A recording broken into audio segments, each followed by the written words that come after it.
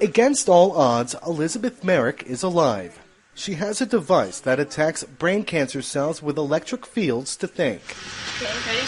Let's do it. 1, 2, 10. Elizabeth has glioblastoma, a deadly and aggressive form of brain cancer with no cure and a life expectancy of just over 2 years.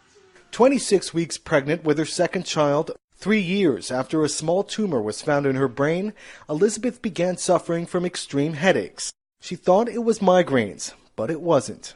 But it ended up being a tumor that was the size of my fist on the left side of my brain, and it was pushing the left brain over into the right brain area. If she'd waited 2 more weeks to come to hospital, her doctors say she would have died. Emergency surgery to remove the tumor was successful. Doctors then waited 8 weeks to allow Elizabeth's daughter more time in the womb before starting radiation and chemotherapy treatment.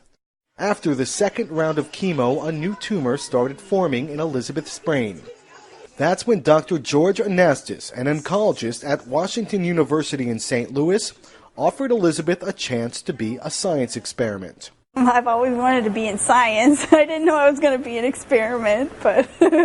Anastas fitted Elizabeth with a device called Optune, developed by U.S.-based company NovoCure.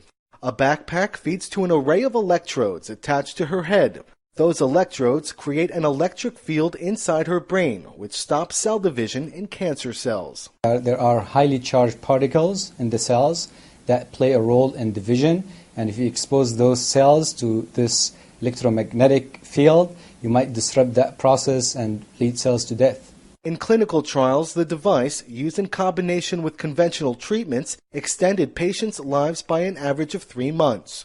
Also, when we look at those patients at 2 years, about 43% of those patients survived. 43% compared to 29% with patients that didn't use the device in the trial.